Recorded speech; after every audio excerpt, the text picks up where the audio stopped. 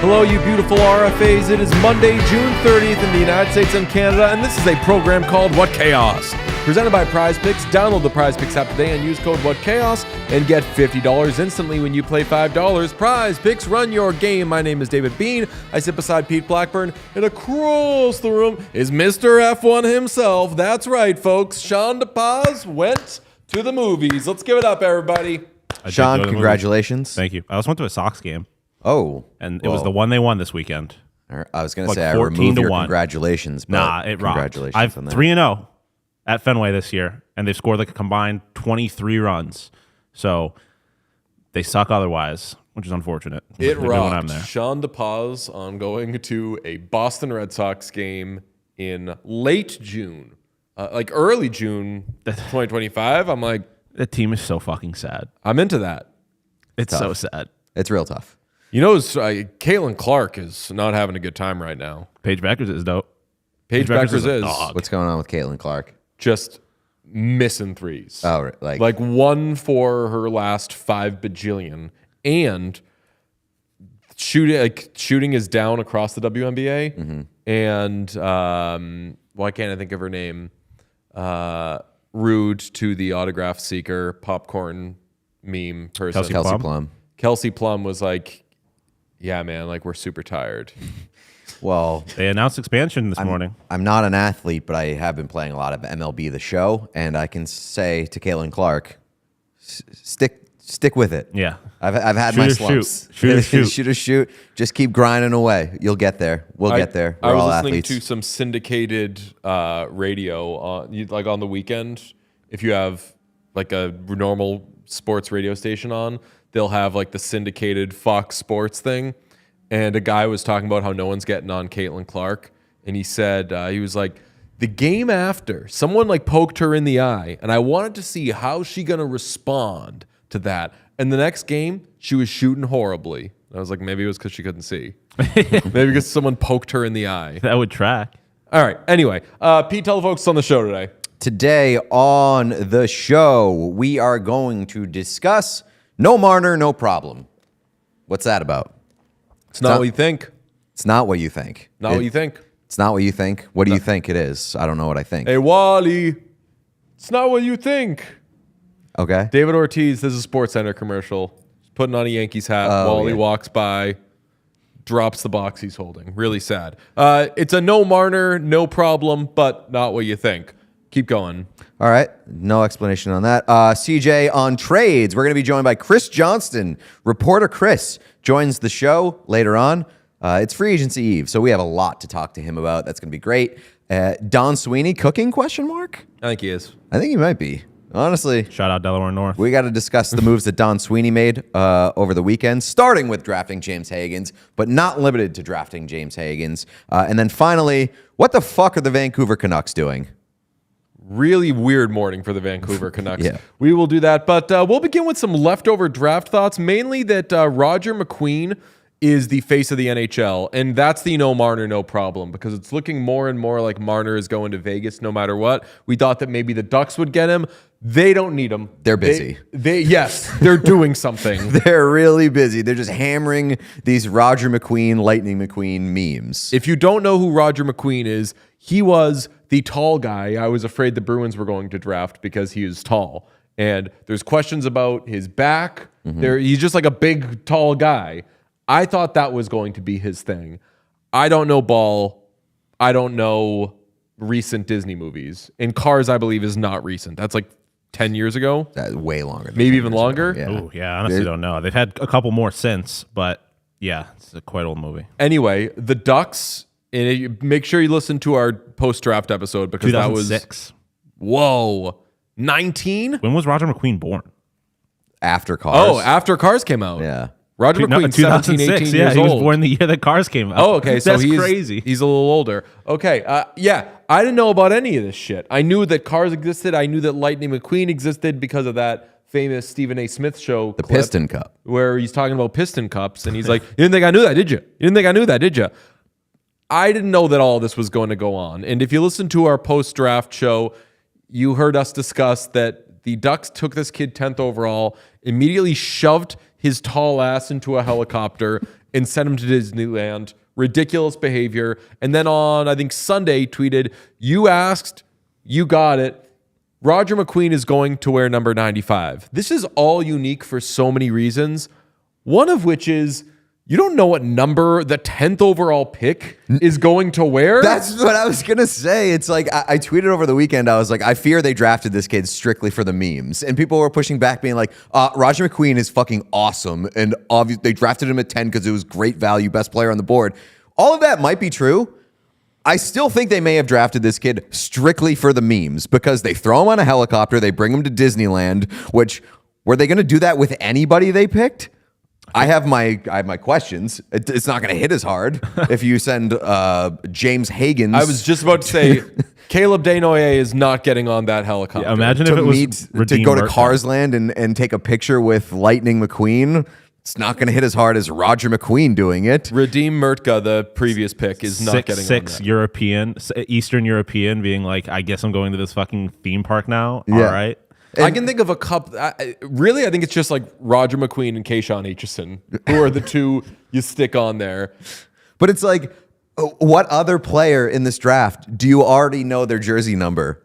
Like that their team has announced their jersey number. Yes. I could be wrong. I don't think I've seen another jersey announcement. Just Roger McQueen wearing 95, which, by the way, as far as I've seen in my investigative work, he has never worn before.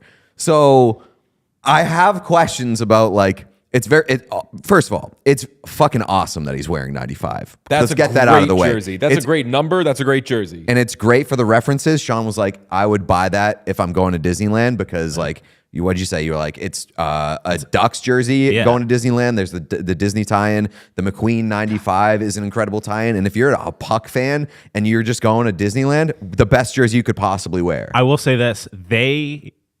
I don't know if Disney's making phone calls. They got to have a purple and purple and teal jersey, like as an alternate. Because if they had like the classic Mighty Duck jersey colors with the Disney reference, that's like an all-time jersey. I think I have more faith in them making a Cars themed jersey at this point than a Mighty Ducks themed jersey. Yeah, I mean, it's the McQueen thing. I love it. But I also do, like, I fear for the kid a little bit. Where, like, did they pressure him into wearing 95? He's never done it before in his life. And they're like, come on, it'd be so sick. Let's clarify, by the way. 95 is Lightning McQueen's car number. Yeah. Okay? I think they did. You asked that before the show, and Sean was kind of taking a few different avenues. I'm the outsider here. I don't know anything about cars. I know that they are having a lot more fun with this than anybody has ever had with a draft pick. Like the Sharks took the Simon Wang kid, highest drafted Chinese player in NHL history. Amazing. Mm-hmm. They're just kind of moving on with their lives. They're like, all right, now we have our players. Let's kind of keep going here. The Ducks are on a never-ending, and I'm not saying bad, but like press tour with we drafted the tall kid whose last name is McQueen. I'm just upset that so many things are being done with Roger McQueen, and none of it's really about that he's the tall kid. He's not the only tall kid, though. Or that none of it's really about him being Roger McQueen. All of it is about him having the same last name as an animated car. Like that is I will say the whole follow-up to his, like, the best moment of his life, being drafted into the NHL, has been made about him having the same last name as a fake car. I will say that he wore 13 in junior, and Robbie Fabry wears 13, so we would have had to find a new number on the Ducks regardless. I think I am leaving the door open that he is just a cool kid who likes memes. And they sent him to Disney World because it's the Ducks, and then he was like taking pictures with a car. This would be cool. This would be funny. I'm sure someone suggested it. They're like, "Oh, you should wear 95." And he's like, that'd be funny. Right. I I'm mean, gonna like, do that. if he's happy, I'm happy. And this is all good He's behavior. gonna be all above happy when board. those fucking checks come That's in. what I was gonna say too. Like, he's gonna get a cut of jersey sales, Yep. and wearing They're gonna be selling 95 those is shits good for in business, Disney. baby. They're gonna Very sell good them for in business. Disney. That would rock. Someone in the chat asks, what's better, Cars the movie, Cars the band, or Cars the song? I don't know if I know a song that is Cars. Chasing Cars by Snow Patrol. That one's okay. You got a fast car, Tracy Chapman. Tracy Chapman. Thank you for not saying Luke Combs. Seems like a nice guy. I'm partial to the Cars, the band, but I famously have not seen Cars the movie, and people clearly like it. I love What's that movie. better, Cars the band or Matchbox 20? Matchbox 20 rocks. Oh, that's yeah. Who are the best? All right, this is the show. What are the best Cars themed bands? The Cars are probably number one for me. What's better? Well, what about the Beatles? It's spelled differently. Yeah, I don't hate that though. It's named after the car. What are songs that are called? Who sings the song Cars? There's Here in My Car. There's Sports Car, Tate McRae heads. REO Speedwagon. REO Speedwagon is a good one. I'm still going the Cars number one. Who's gonna drive you home tonight? I guess it's not. Now I'm just thinking of car-related songs. Yeah, like Little Life Red is a Corvette, Highway. Little Deuce Coupe. There are a lot of good car songs. Shout out Cars. They like revived Rascal Flatts' career. Oh God. Yo, yeah, because that Speaking cover of of Cars, Life is a Highway. yeah. Do you know that's a cover? I think I knew that at one point. You saying that sounds familiar, but I don't know if I thought of it. It's crazy how many people my age do not know that song is a cover. Originally by, I don't even know who it's originally by. Tom Cochran? Tom Cochran, very good, Pete.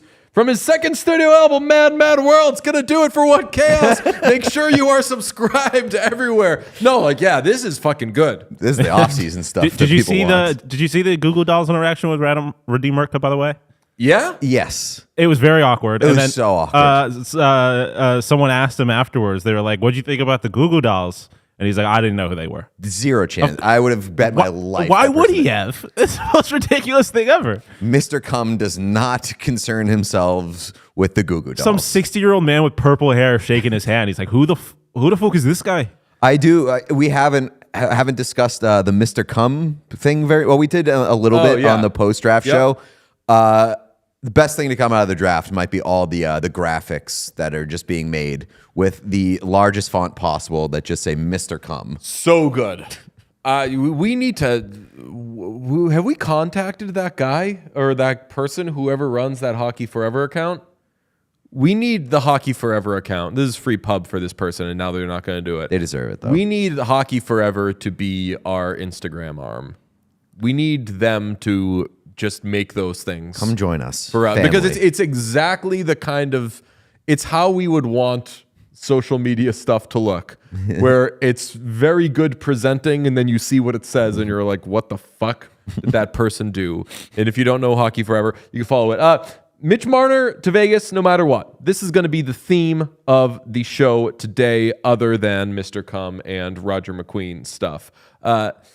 There's been a lot of talk. If you heard 32 Thoughts yesterday, there's the Leafs might be extorting the Golden Knights, basically saying, give us somebody for Mitch Marner, or we are going to complain that there's going to be tampering, to which I say, tampering stuff isn't always like the team ratting the other team out. A lot of time that's just the league, that they're like, this seemed a little too obvious. Like the league looked into the Leafs for tampering with John Tavares because at the end of the day, there was a big song and dance, and then it was what everybody fucking thought was going to happen. And they were like, was he just taking other meetings to kind of put on a bit of a show here? We are reaching, though, the point where, and we'll talk to Chris Johnston in a few minutes, where like, would we all be surprised if Mitch Marner wound up anywhere but Vegas? At this point, yeah, I think so. Yeah, I'd be surprised. You, Sean? I mean, I guess I just wouldn't because there's so much like attention to it now that like if he kind of ends up getting forced to go somewhere else, I wouldn't be surprised. But ultimately, yeah, I think he's going to be a Golden Knight. And they trade the Golden Knights. They trade Nick Hague to the Preds for our guy Jeremy Lauzon. Love Lauzon in a Golden Knights jersey. Amazing. And Colton Sissons. Half the money is retained there. Nick Waugh, supposedly going to be, per Elliot Friedman, if there's a trade done for Mitch Marner, he would go to Toronto. And I'll say, I'm like bullish on the Leafs right now. After they signed Knies to a good contract, 6 times 7.75, they've got a ton of cap space. I don't even need them to get Marchand, but like say they go out now and get Ekblad. Like, you're not bullish? No, it's the Leafs, and I'm at the end of the day, they're probably not going to be like a better team on paper at the end of this offseason. But like Nick Waugh would be a pretty solid consolation prize for a player that you thought that you were going to lose for free. Yeah. But yeah, I think Marner to Vegas just has way too much momentum right now. We'll see, but like I think my thinking has changed a lot in the last like 48 hours just based off of the Anaheim Ducks incessantly tweeting Cars memes instead of pursuing Mitch Marner, and then Toronto being like, I will sue you if you sign this player. Well, that's the question I'm going to ask CJ in a couple minutes, which is if you're another team that had designs on Mitch Marner, are you just hearing all these rumblings and grumblings and being like, let's not waste our time. Let's sign Brock Besser at 12:01, or let's sign Nikolai Ehlers at 12:01. Mm-hmm. Let's overshoot them by $500,000 to $1 million a year and just knock their socks off as soon as free agency opens, and then we get one of these guys. We talk about how there's going to be a real premium on right D and that teams are going to be kind of racing to see if they can get Ekblad or whatever. That's how I would treat non-Mitch Marner top 6 forwards. Yeah, I would like sprint at one of those other two and say, thank God we got one. Yeah, I would agree with that. Obviously, you got to be aware of what your ceiling is on paying those kind of guys, like for what they're worth. Like you don't turn Nick Ehlers into like Mitch Marner money just because you don't want to engage in a Mitch Marner bidding war. But yeah, I get what you're saying, and I agree with you. My big problem, I think, with the Mitch Marner Vegas Toronto thing is that, number one, I absolutely believe that Vegas would tamper to get Mitch Marner. And number two, I absolutely believe that the Leafs would be little bitches if there wasn't tampering involved just to try to recoup something. Yeah, those are both of those are very viable and very realistic outcomes. And so I don't know what to believe here. Fit each of those teams perfectly. Let's talk about the Bruins for a second, because we give Don Sweeney all sorts of shit when he stumbles. And recently, I think what he's best at has kind of gone away. He is best at re-signing his players to good team-friendly deals. He was not able to do that with Brad Marchand, which good for Brad Marchand. That worked out well for him. He famously botched the whole thing with Jeremy Swayman, where a couple of off seasons ago, he's probably doing something like a 6x6 with them, and they don't want to do that. And that's slightly informed speculation on my part. And then last year, it ends up being dragging out, and it ends up being 8 times what? 8.25 or something. They had to pay way more. So Don Sweeney, as he's tasked with this kind of rebuild, pivot, whatever, I'm like, he's not good at doing that. And I'm also wondering if he's good at re-signing his guys. Don Sweeney, you got a little break from that. Morgan Geekie, 6 times $5.5 million. Great contract. Henry Jokiharju, 3 times $3 million. I tweeted that with like Don's cooking, and a bunch of people pushed back, and they were like, Henry Jokiharju is a replacement level player. Why are you excited about that? Henry Jokiharju is a fine third pairing defenseman, and $3 million a year for a fine third pairing defenseman who's, I'd say, entering their prime, good bit of business. Could be. That's the thing. Like, you say a good third pairing defenseman. Well, my pushback would be like, that is kind of replacement level. Good third pairing defenseman are replacement level. No, not good ones.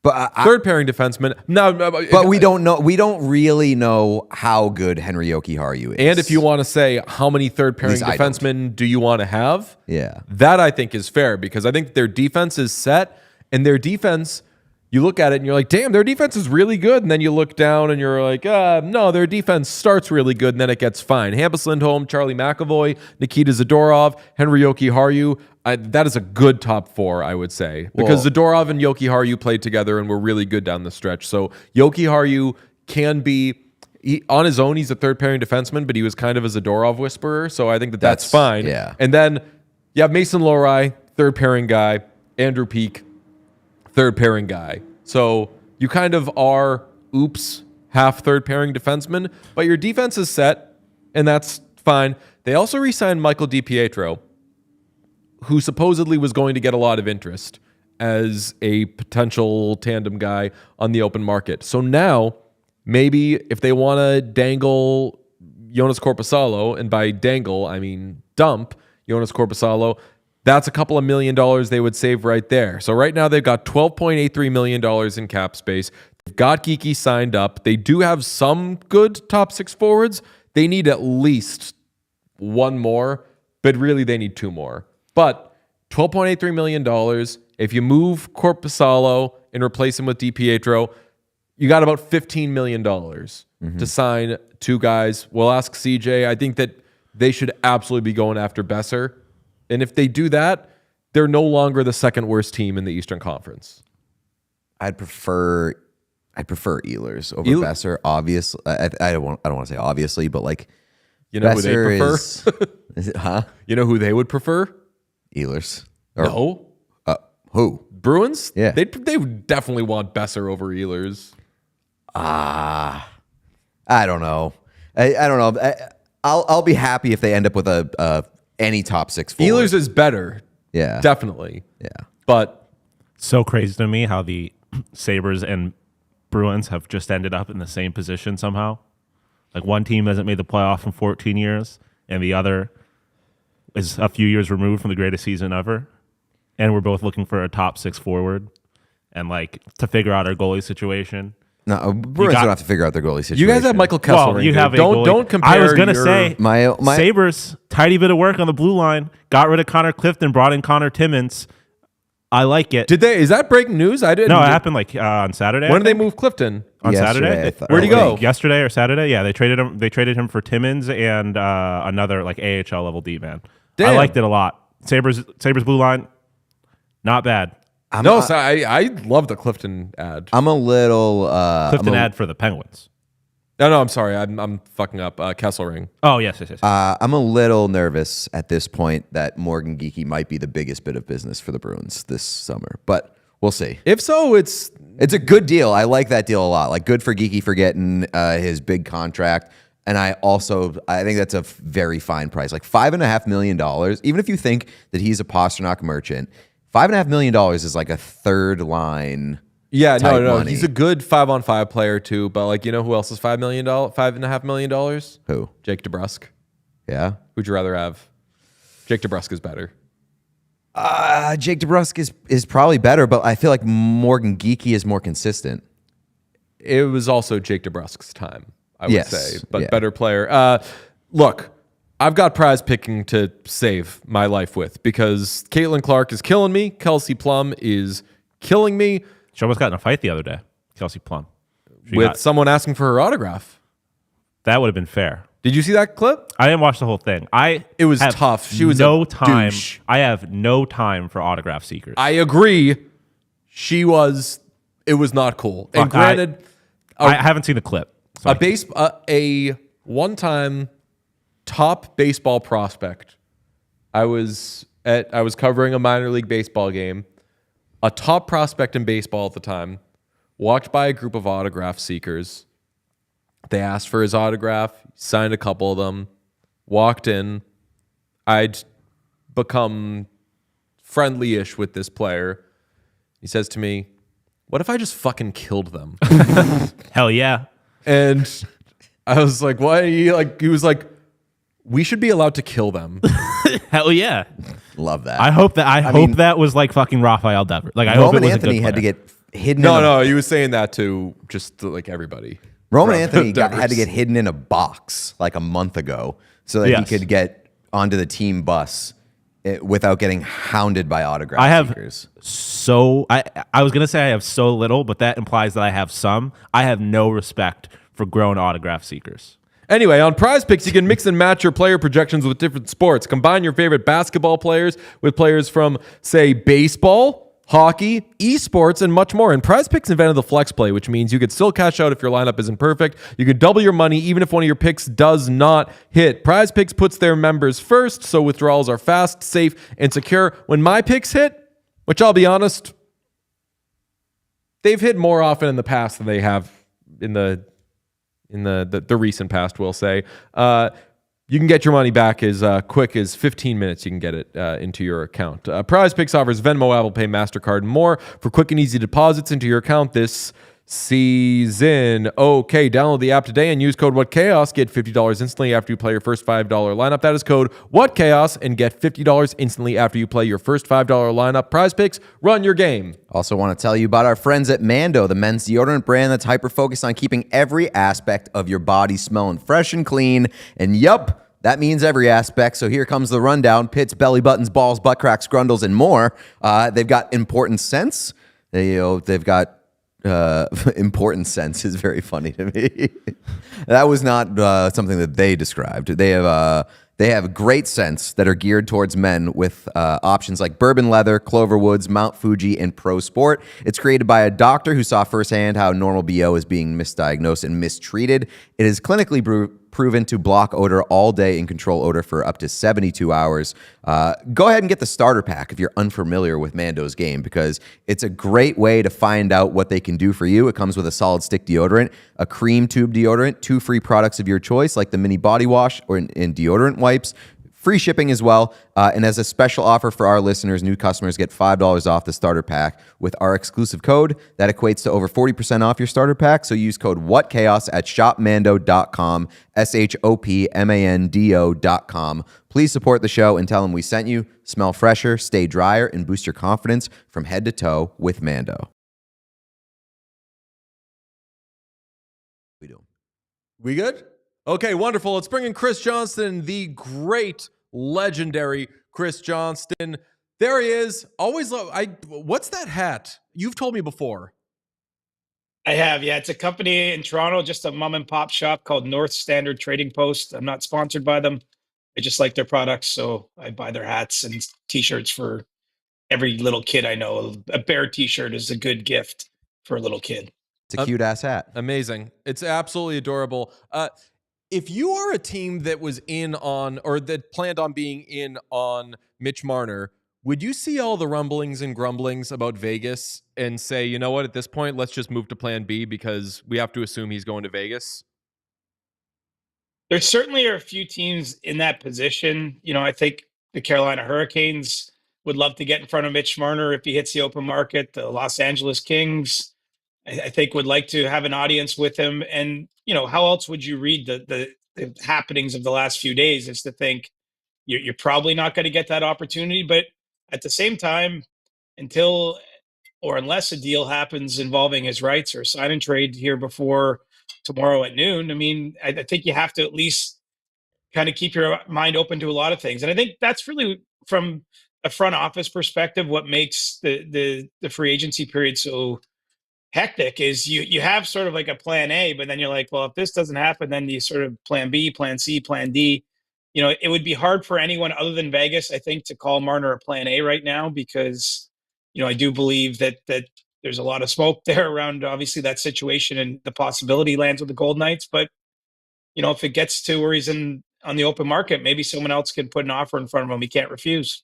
How real do you think the tampering allegations are? And are the Leafs going to end up with something for Mitch Marner at the end of this? Well, let's separate the two. I think that they could end up with something for him because there's a lot of value, almost the reverse of the last question. If you're Vegas and, yeah, you feel good that Mitch Marner, would want to play in your city, but trading for his rights and signing him, there's some value to that. It removes any uncertainty of the open market it removes any possibility something goes sideways, and you just get it done. And there's still a team that's working with a lot of cap restrictions. So, if they're trading someone off their roster and creating cap space that way, and obviously Nicholas Waugh's name has been attached there, then it's one of those solutions that can maybe meet, offer a little solution for all parties. Tampering itself, we all know everybody in this league talks, and they talk a lot, and agents talk to team people, and there's a lot of sort of conversations that happen that I don't have any doubt at least verge into something like tampering. But the tampering charge is a pretty serious thing, and to prove it, which I don't think has happened in my years around the league, I mean, there'd have to be a paper trail, and so I don't really want to lob that allegation out there, and I want to be careful how I dance around the subject. But what is true is that the Leafs and the Golden Knights have had multiple conversations over the years about a Mitch Marner trade. Mitch Marner had a no movement clause this year, and there was discussions around the trade deadline about potentially a three-way trade that would have saw Mitch Marner go to Vegas, and I believe he was willing to waive his no move clause at that time to have that trade happen. And so, even though that didn't happen, largely because Vegas couldn't satisfy the part of the deal that would go to Carolina, basically would have been Rantanen at the time going to Toronto, sending Marner to Vegas, but the Vegas to Carolina part of that three-way trade that was discussed never made enough sense that it didn't proceed. But in the process of having those conversations, obviously Marner's agent, Marner himself, the Golden Knights, the Leafs, like everyone knew that there was enough interest that he was willing to go there. So, I don't know what would ever have to emerge for it to be considered tampering.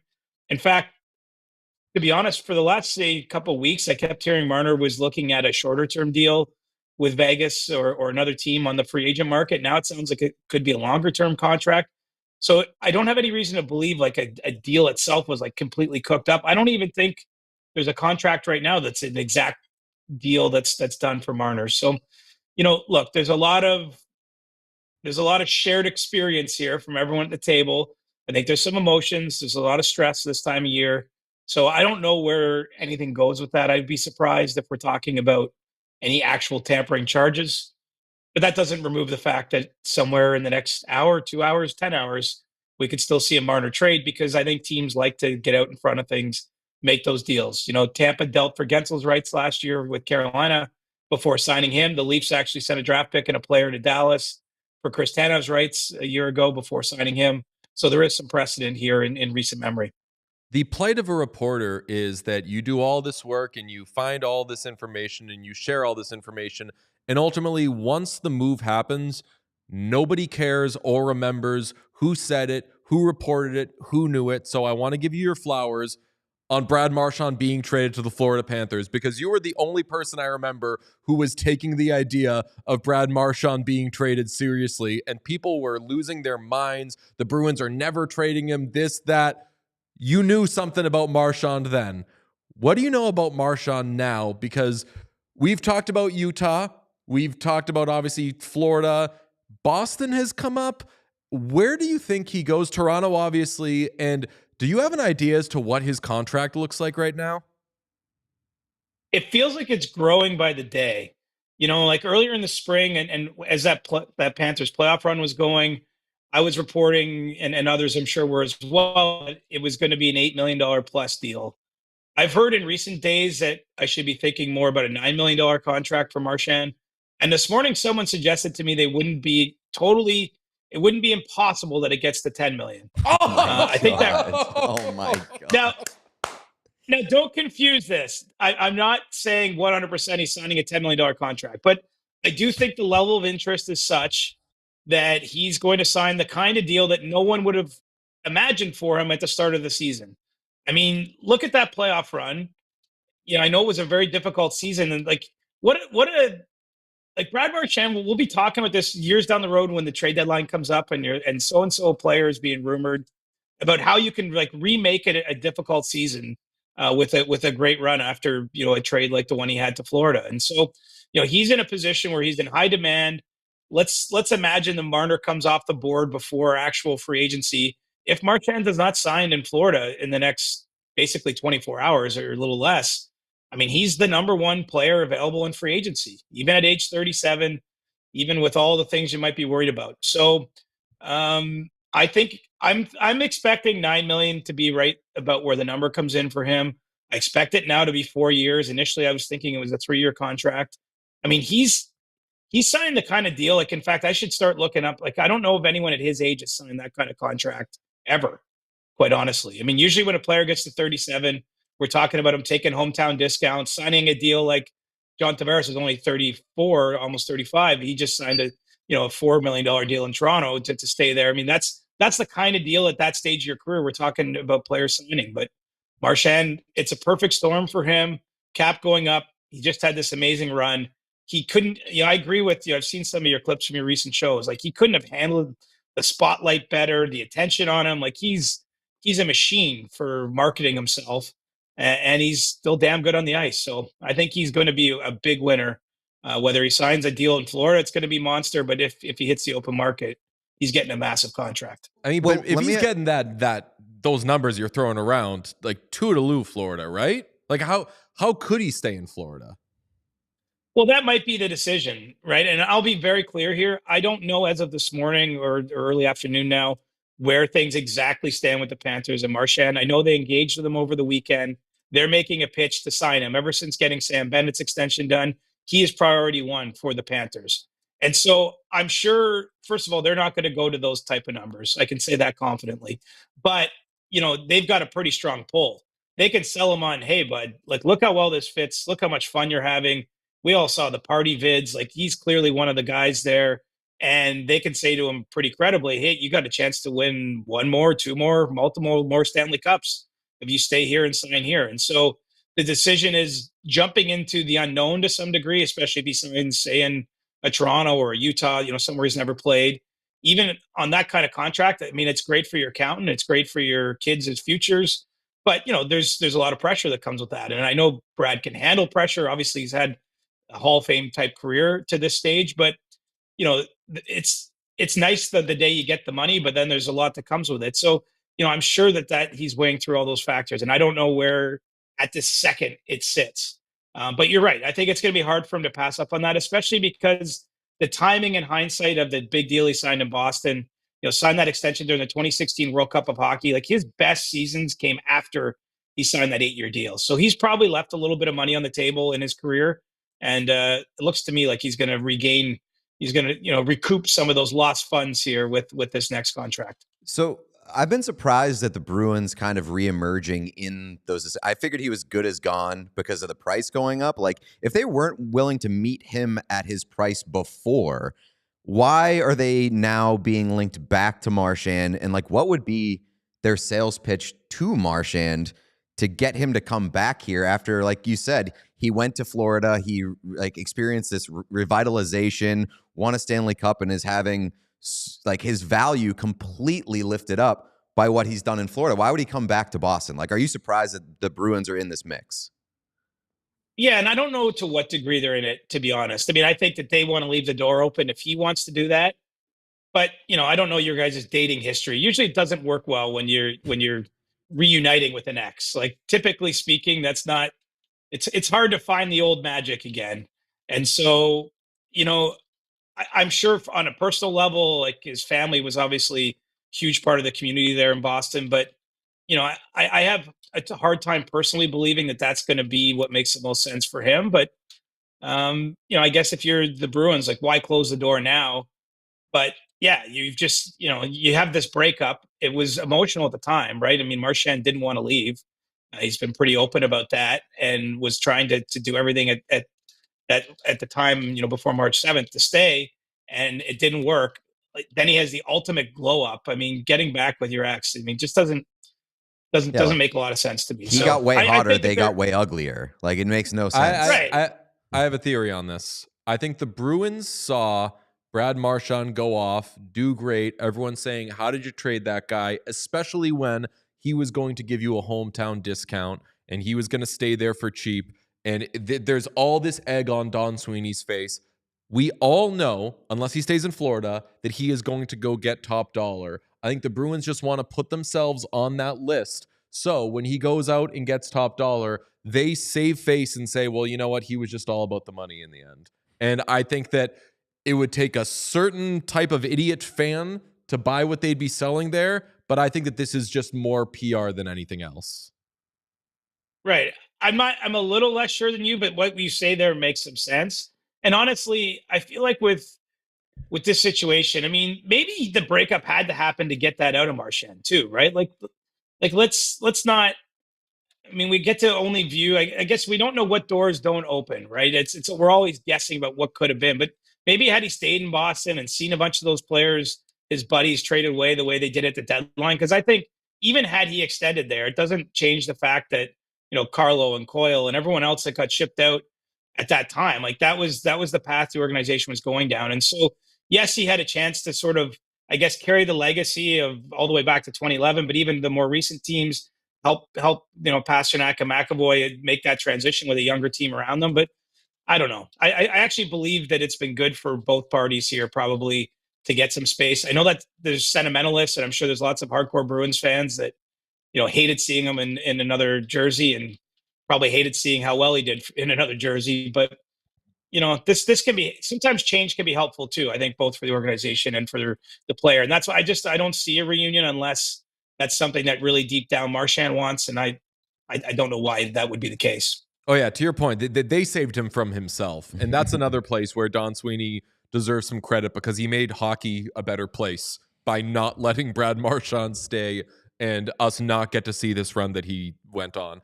Oilers fans hearing that hate me for saying that. Where does Brock Besser go? Just a quick thought. Just a quick thought before.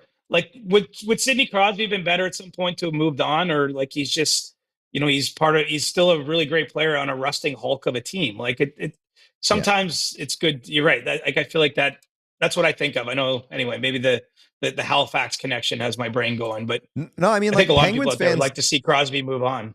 Penguins fans don't want to hear it, but like 31 other fan bases would be blessed to see Sidney Crosby play playoff hockey in like the next few years. And it's probably not going to happen in Pittsburgh. And so I think most fan bases are probably rooting to see Sidney Crosby go somewhere else. And it could have been him having a Conn Smythe kind of spring if he had got traded at the deadline somewhere, right? I mean, he could have been having a story like Marchand authored. And so, I guess the grass sometimes isn't greener, but I think other times it actually is. Anyway, Brock Besser, you're asking about, where's he going? I think everybody wants him that isn't. Every team that's looking to get better, which seems like everyone in the league right now, needs a player like a Brock Besser or a Nikolai Ehlers. Like they're kind of they're in the next tier, right below the Marner Marchand conversations, or we'll leave those to the side. But, the Winnipeg Jets are likely losing Ehlers. I'm sure they'd love a crack at Brock Besser. Even the Vancouver Canucks haven't totally closed the door on a Besser reunion. Again, another one I can't really see happening at this point. But those will be two intriguing players for me on July 1st, because I think both are going to hit the open market. I think both are going to have a lot of different types of options. My sense is Besser is open to all kinds of different situations. Like he hasn't, the problem with free agency, sometimes the top free agents are like, yeah, Mitch Marner is technically a free agent, but he wants to go somewhere where he can win. He wants to go somewhere where, the tax situation is good. Like, he's really, his list is pretty small. Whereas I think Besser is willing to look at it and consider a lot of different cities and opportunities, teams at various stages of competitiveness, depending on the contract and the circumstances. So, I don't know where he's going, but I do think he's a true free agent, and that a whole bunch of different teams will be in on him and have a plausible shot to convince him to come sign for them. Over the past couple of days, there's been reports coming out that the Canucks are going to re-sign Thatcher Demko most likely. What is that contract going to look like? And like, what's the state of the goalie market right now? Because Jake Allen is the best free agent goalie available. We saw John Gibson traded already. So like, say there's a team out there that may have like hypothetically finished runner-up in the Stanley Cup final. Like, what are their options for goaltending? They're not good, right? I mean, they made the decision, they being the Oilers, that John Gibson wasn't something they wanted, to pursue during the regular season. The acquisition cost at that time they felt was too high in a trade. He would have played there, even though he did have some no trade protection. He was willing to go to Edmonton, and they just didn't see it as a big enough upgrade or worth the price. I don't know where they turn now, quite honestly. I mean, Jake Allen is the only goaltender that I think you could sign as a free agent in theory. I mean, he's still in discussions, actually, the New Jersey Devils right now. So suppose there's a world where even that door closes before it could even open to other teams. But he's the only goaltender with a real past of high level performance over a sustainable period of time where you could probably sign him and expect him to play a bunch of games for you. I mean, there's a lot of other goalies that have had their moments on the UFA board, but most of them are clear number twos at best. We just saw Billy Husso sign a deal over the weekend in Anaheim for $2.2 million. He's their number 3 guy right now. The goaltending market is in shambles. Like, there's not, if you don't have your goaltending secured at this point, I think you can't be too comfortable. And so, Edmonton to me is probably going to have to address that issue if you think it's an issue by a trade at some point after July 1st. I don't see an obvious or apparent solution for them. In fact, I think that's why you're starting to hear people say, well, look, they might not make a change at all because, the one thing you can say they have in Calvin Pickard and Stu Skinner is they have a very affordable tandem. They have a tandem that's taken them to 2 straight Stanley Cup finals. I know they didn't win either of them, but they've won a lot of games with those guys. And I just don't see a lot of obvious ways for them to get better. Maybe something will emerge next season too. I mean, we'll see how that develops, but there's not like one guy to say, hey, they'll go and chase him and that'll solve the problem. I don't think it's that easy. The problem is, and Stan Bowman said in his breakup day availability that, we've had the better goaltending in every round except the final. And Pete, that'll drive people crazy. I'll say the last 2 years, they've had the better goaltending in every round except for this Stanley Cup final. So when he doesn't want a John Gibson during the year because it's going to cost a lot to get him, you don't know if he'll be healthy. And with so many of these guys, he thinks, I'm speaking for him, but I assume he thinks, do we even know that at his best, he's going to be better than Skinner at his best? And he would not be wrong to think that.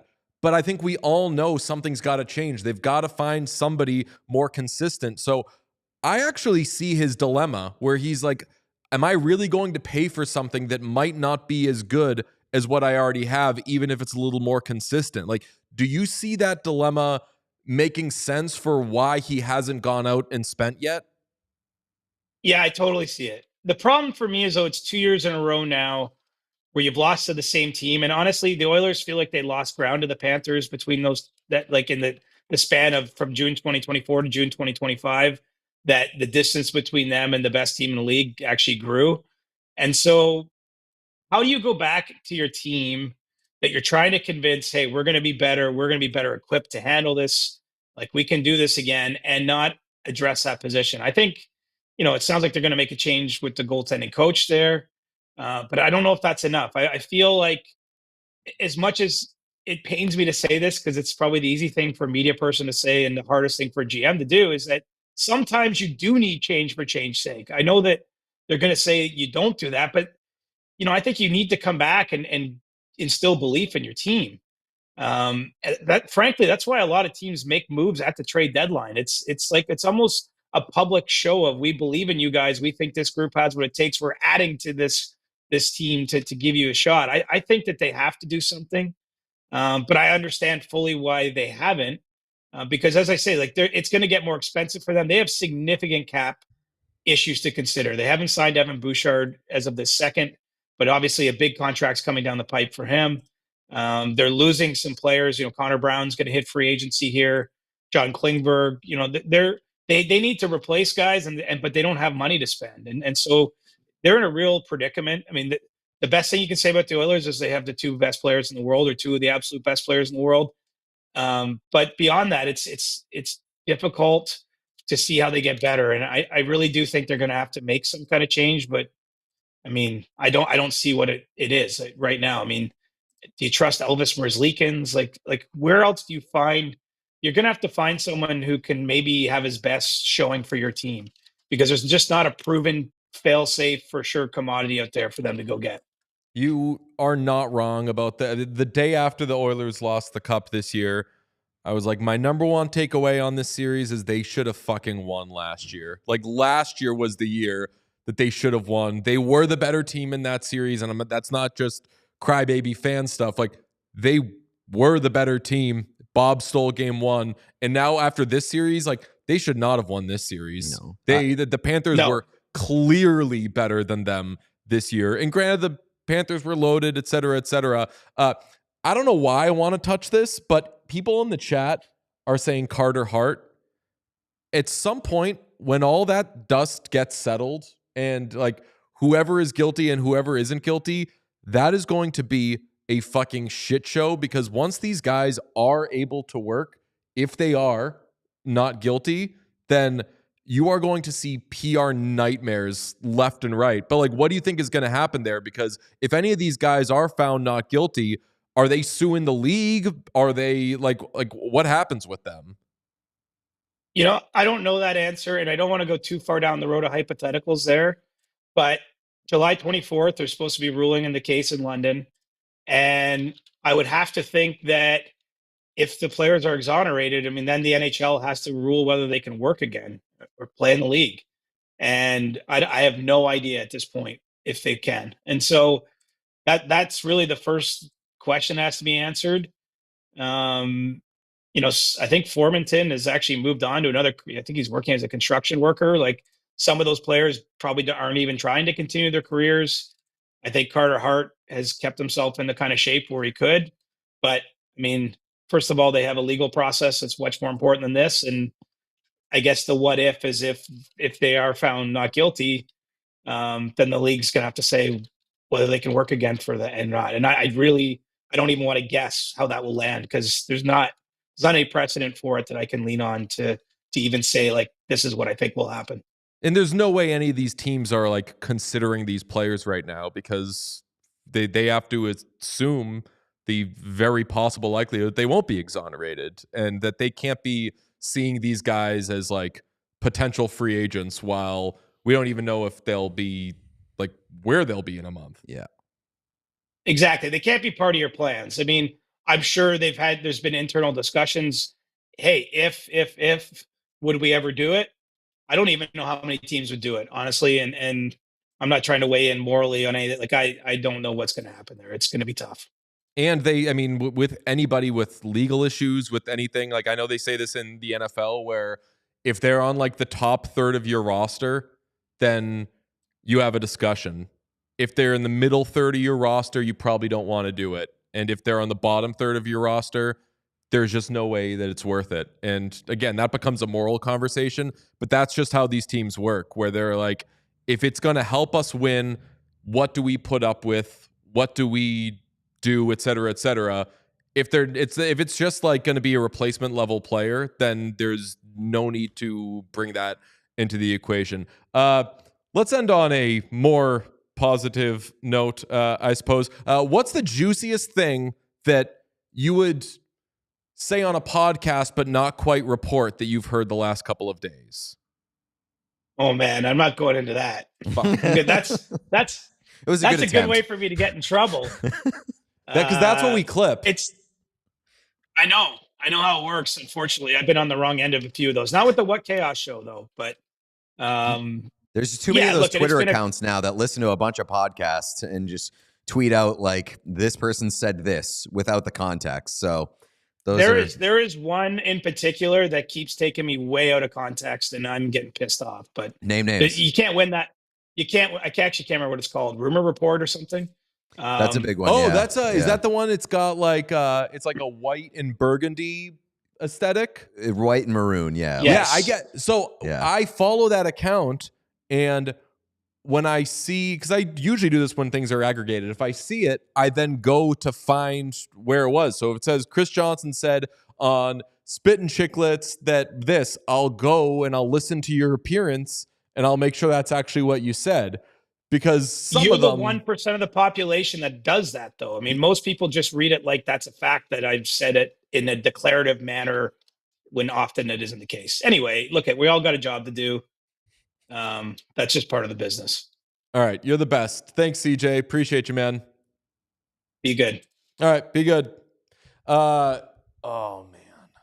$10 million a year for Brad 10 times 4 for Brad Marchand.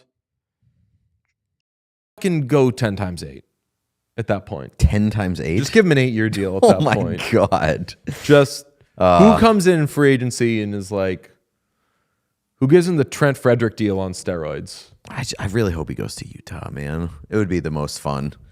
As much as I would love to see him to the Bruins, I don't think that that's going to happen. As much as I would be like, damn, good for him and good for Florida if he re-ups there. I think the Mammoth would be the most fun. And anybody, honestly, anybody but Toronto. Yeah. Do we have CJ again? He's calling back for more. Yeah. Sean, what stood out to you? Marchand, $10 million a year. Yeah, that. Yeah, fuck. That'd be amazing. Someone in the chat, I don't want to spend too much time on the Team Canada guys just because we don't know what's going to happen. But someone said if Quenneville's coaching again, the players will get signed. I don't think false equivalency. Yeah, like I don't think that that has anything to do with it. And like Quenneville was involved in something horrible, but Quenneville is not involved in what we're saying these guys allegedly did. But I'm just interested to see what happens with the players if they are exonerated after they lost their jobs, because that's where it's going to get fucking messy. Where like you might see guys suing the league, and the league just being like, well, fuck, like we don't have to sign you. Like these are, I believe, all of these teams are owned by fucking independent people, and it's their business. And like, if Sean is our boss and you do a really good job or whatever, he still doesn't have to fucking employ you if he doesn't want you or if he doesn't like you, let alone if they think that you're bad for business or that you're bringing some sort of bad shit around. So that's a kind of mess that I think awaits us all. But We'll cross that bridge when if we come to it. Exactly. Sean, do we have super chats? We have two now. Hell yeah. Caps going up from Mike Knies, 9773. Mr. Kahlua Man says Kelsey Plum was being rude to that guy because he's a dude who goes around stalking teams to get autographs to resell. He has an entire TikTok channel dedicated to this. All right. Gross. Fuck that guy. Loser. I'm Team Kelsey Plum. always. I didn't see the clip. I don't know Kelsey what any Plum, of this is, but I'm shoot gonna me in the face, and I'm gonna blindly go against the team autograph seeker. Same. Kelsey Plum also can probably kick that guy's ass. So, Kick a lot of people's asses, yeah. including this whole podcast. Yes. Coaching stuff. CJ noted the Oilers are expected to drop Dustin Schwartz, their goalie coach, and hire a new goalie coach. Maybe that could help. I think they will probably do something with the personnel there. Stars hire Glenn Gulletson to be head coach. Stop me if you've heard this before. I have heard And this I before. believe- I've heard this exact thing before. We discussed this earlier, and was it one of us was like, did not know that guy was their head coach at some point? That was me. Yeah. So I was- you haven't heard this before. Well, I don't know if I'd heard it before. I'd seen his face many a times, and I just did not know that was his name for a long time. It's not exciting. It's not exciting, but I think that it's intriguing. It's a guy who has like kind of spectacularly failed in 2 head coaching jobs before. I totally forgot about the Calgary Flames clip. Do you remember that clip when he freaked out in practice and was just screaming at the guys, and then he took a 2-hand swing and threw his stick into the crowd? Really? Into the No? into the seats I feel like in the lower I bowl? remember seeing that. It I was didn't realize who it was, but incredible meltdown on the ice. So that was Glenn Gulletson. So Mike Knies says Ray Lewis killed a man outside a nightclub in Miami. allegedly got found innocent. So Allegedly, right. respect Again, the court. exonerated. So was OJ. Didn't do it. Okay. Renee Maldonado says, can you give me hope for the Kings? Okay. Cody Jordan Ceci coming. Spence was traded, which good for Jordan Spence. Believe that makes Jordan Spence a happy man, and whatever makes Jordan Spence a happy man makes us happy men. Well, I mean, Because- I also like it's a good deal for the Senators. They're gonna get a play. They're getting a player who probably could use some more opportunity. Wasn't gonna get it in LA. I'm very happy for the Sens. Very happy for Jordan Spence. If you're looking for the silver lining as a Kings fan, maybe Cody Ceci coming. I don't know. We've got breaking news. The Detroit Red Wings have, I mean, Get the fuck out of my face. if you didn't see this coming the second that fucking contract was signed, I was screaming this, not to go Dan Powers on you, I was screaming this from the fucking mountains the second this deal was signed. The Detroit Red Wings have traded Vladimir Tarasenko to the Minnesota Wild Yeah. for future considerations. Obviously. Yeah, I mean, they were trying to trade him this season. They didn't trade him this season. Like, just get rid of him. Wasn't a fit. I'm sure he wanted to go. Dumbest signing. I mean, it wasn't a good signing, but I wouldn't say it was the dumbest signing. Just didn't make a lot of sense. Because it was the dumbest. It was. I lived in Egypt. It was for a dumb. year. It wasn't the dumbest signing. I don't blame them at all for just giving the contract away, though. Definitely Does he have not. 1 year left? I believe so. Yeah. 1 year left, 5 something like that was a real contract they gave him. When, I mean, yeah, dumb, but good trade, good ad for Minnesota, I guess. Just getting him for free. Minnesota has cap space. I want Minnesota going after Besser. I mean, they got him for free in the same way that the Detroit Red Wings got him for free. Except it's 1 year versus like they don't have to. Detroit signed him for 2 years. This is a 1 year deal. But I mean, I think let's see. I believe so, but like it would still be 1 year if he was on the Red Wings. Like, I think that it's just they signed Vladimir Tarasenko to a 1 year contract, basically. $4.75 million. Do we know if any is retained on there? For future considerations, probably not. But I don't know. I don't know. Who's to Maybe say? if Tarasenko is traded for, if they didn't have to retain any money on Tarasenko, that bodes well for the Oilers and Victor Arvidsson, because Arvidsson is cheaper and at this point, I would honestly say more useful than Vladimir Tarasenko. I would agree with that. It's just the Tarasenko was somewhat useful for Florida a couple years ago. Who obviously wasn't the biggest piece, and like you could see how much an upgrade that team got from putting a different player in his place in Brad Marchand. But like Tarasenko, I guess Minnesota's making a bet that he'll be a little bit more useful of a fit with them than he was in Detroit. And Yeah, it's not a ridiculous bet. Yeah, I'm not crazy about it for Minnesota, but great for Detroit. Like, did not have to buy that out, which I thought was very, very possible, and I think a lot of people thought was possible. So if they didn't retain any money there, then great for them. Speaking of Detroit, what do we think about the John Gibson trade? We mentioned it briefly. Too much to give up, but not really, because they might make the playoffs now. If John Gibson's healthy, like, they might make the playoffs. And that's also like a team that has been an absolute revolving door of goaltenders over the past couple of years. So, like, I agree, like, in a vacuum, it was more than I was expecting for John Gibson, but the reward could be pretty big. And I'm excited to see John Gibson somewhere else, and I'm especially excited to see him in Detroit, where he could actually be like really, really good for them and make a huge difference. And they have so much cap space, they could sign Ekblad. That would be not that exciting. Aaron Ekblad isn't that exciting. I know, but actually that's not true. He does steroids and like hits people in bad ways. I don't know. I'm worried about what the Ekblad contract is going to look like. I think it's going to be like 7 times 8 or something. And the thing is, though, with the hashtag caps going up, I'm conditioned in my brain because of the caps going up thing. I'm like, oh, $8 million for Aaron Ekblad isn't going to be bad in a couple of years. $8 million for Aaron Ekblad is going to be fucking horrible in a couple of years because Aaron Ekblad has so much tread on his tires at whatever age he is. What's he, like 29, something like that? Yeah. But he is on steroids. He's on steroids, allegedly. No one has alleged he's on steroids. He is allegedly on steroids, which could help. But, I mean, $23 million for the Red Wings. They can... Do they get Ehlers? Would love it. A lot of fits for Ehlers and Besser. I mean, top 6 forwards are always in demand.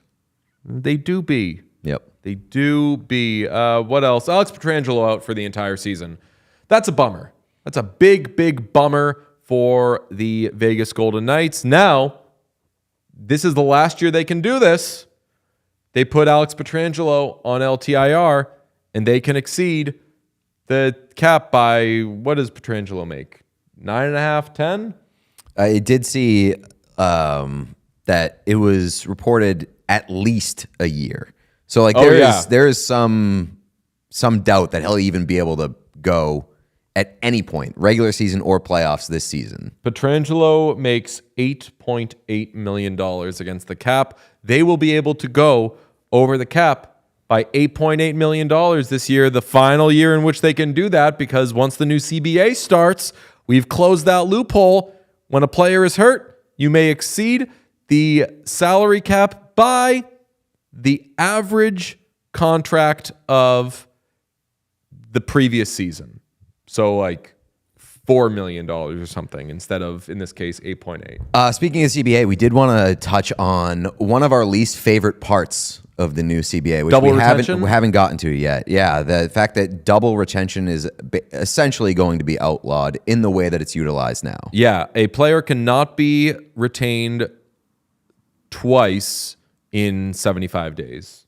So if you trade a player and you retain half, that team cannot then retain a quarter for 75 days. Which is horrible. I think it's horrible. It's horrible for business, not only for the good teams who utilize double retention to fit players under the hard cap when they already have a very good team, but it's also very bad business for the bad teams who broker these deals and get future assets just for taking on a little bit of money. And that is not it's not cap circumvention. It is business.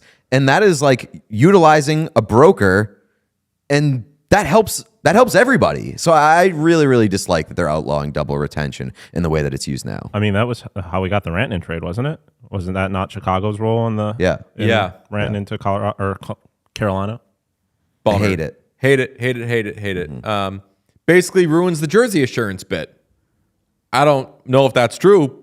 I famously ruined the jersey assurance bit by not understanding the fine print of jersey assurance. But do we have any jersey assurance things in play? I don't think so. To tie it back to the McQueen thing, I did like the idea of getting a draft picks jersey in hockey, because you're usually waiting a couple years at least, unless it's the first overall pick. Like, I like getting the jersey of the 10th overall pick. And if you go to a Ducks game next season, you're going to see a lot of 95 McQueen jerseys, which is very cool. That's sick. And I would say it would be cool to do with get a James Higgins jersey, but you don't know what their numbers are. I mean, so you can't do it. All of those jerseys will be fake, correct? Because they have not signed him. What's that? I mean, they haven't signed him. Oh, yeah. So you won't be allowed to buy it. Yeah. Actually. Right? No, there's no way McQueen's a CHL guy, so he can sign his entry-level contract whenever. Okay. All right. But like a Higgins jersey, you couldn't do. Couldn't do an NCAA guy. Did we discuss how big that crest looked on James Higgins? We have not. Okay. Folks, Google a picture of James Higgins in his Bruins jersey. I think that I am putting the new Bruins jerseys on mandatory breakaway watch. You have to get the breakaway jersey because that crest is so huge. It's big. That I think you can't just sit down with it. And I think that what I'm going to have to do for you, Mr. Peter, is whatever jersey you're going to get. Morgan Geeky. You're going to get Morgan Geeky? Might get a Morgan Geeky jersey. Okay. Do you want me to do this because I can do it? What? Do you want me to take the crest off that No. jersey, get a breakaway B, put it on there real nice? I can, buddy. You're like 1 week into you sewing. have done nothing to suggest that we should trust you with a jersey. Experiment on your own shit, pal. I'll feed the bobbin. I will feed the bobbin. I will do a 3/8 inch seam allowance. It will be so fucking nice. I'll do a little cross stitch. I don't know how to do that yet, but I'm going to learn how to do a little cross stitch. I think that I'm going to Frankenstein a Bruins breakaway jersey, because your issue with, we're breakaway guys, but your issue is now that Fanatics has taken over the premium jerseys, you want the Fanatics thing on the back. I do, yeah. So What you want is a premium jersey with the breakaway crest. Can I do that for you? I hope one day you can, but you have yet to prove to me that you are worth trusting in that regard. Can I try to do? Can I get? You can try.